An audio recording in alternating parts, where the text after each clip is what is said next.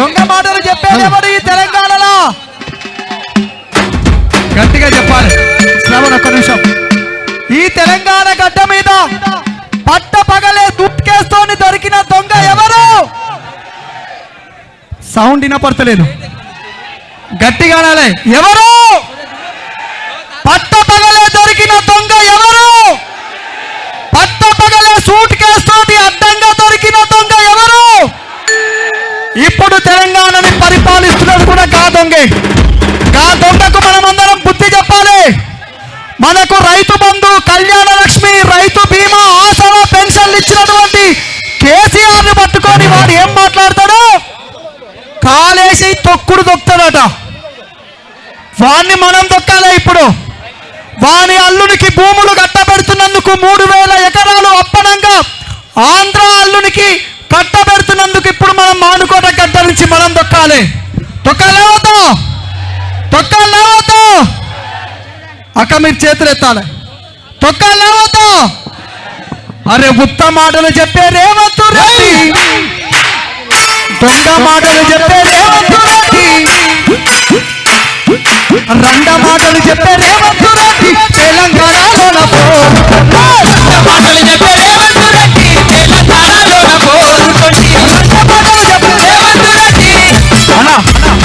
ఇగో ఇగో మొన్న ఎర్రబెల్లి దయాకర్ రావు సార్ చెప్పిండు press meet లో, ఈడ కాకపోతే ఆడ, ఆడ కాకపోతే ఆడ, నీ లెక్క కాదురా భయ్. ఏడ గెలిచినా 2 నుంచి 3 సార్లు వరుసగా గెలిచినే తప్ప నీ లెక్క ఈడ ఓడగొట్టగానే ఆడిపోడు, ఆడదన్నంగానే ఈడొచ్చిపరుడు, ఈడదన్నంగానే ఆడొచ్చిపరుడు. గట్ల లేదు. వరుసగా ఓట మెరుగని నాయకులను తయారు చేసింది ఈ గులాబీ జెండా. అందుకనే నేను దొంగ మాటలు చెప్పానంటే మీరు రేవంత్ రెడ్డి అని గట్టిగా అనాలి. ఓకేనా? అంటారు కదా, దొంగ మాటలు చెప్పే మీరెవరు. ఒక నిమిషం, పాటలు మనకు కొత్త కాదు. ఓకేనా? దొంగ మాటలు చెప్పే, రండ మాటలు చెప్పే, ఇట్టించి వస్తుంది సౌండ్, ఇట్టించి రావాలి. అక్క వాని మాటలు నమ్మి అప్పుడో ఇప్పుడో జర మోసపోయింది మీరే ఎక్కువ. పెన్షన్ ఇస్తా అన్నాడు, మహిళలకు బోనస్లు ఇస్తా అన్నాడు, కళ్యాణ లక్ష్మికి తులం బంగారం ఇస్తా అన్నాడు. ఇచ్చిండా? ఇచ్చిండా? దొంగ మాటలు చెప్పు, రండ మాటలు చెప్పే, లంక మాటలు చెప్పే, లంక మాటలు చెప్పే, లంక మాటలు చెప్పే,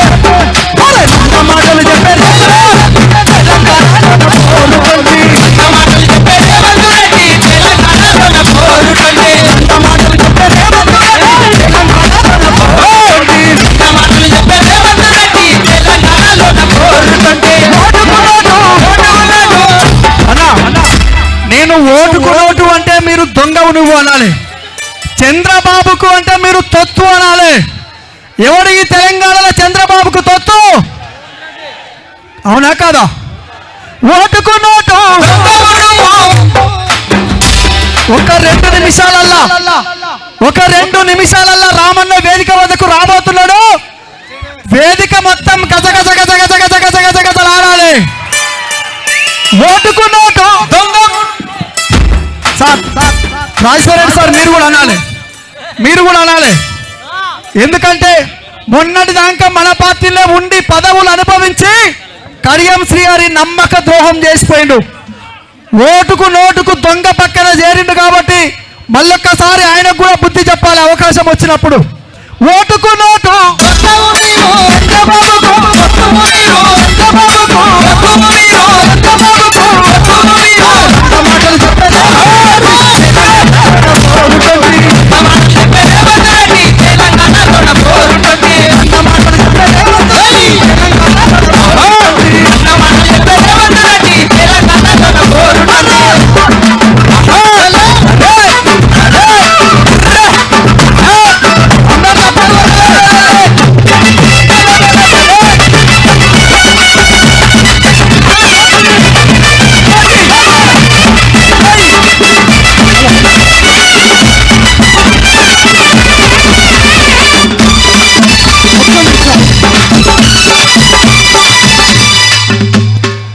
నిమిషం సరిగ్గా 5 నిమిషాలు కొరివి దాటింది కేటీఆర్ గారు.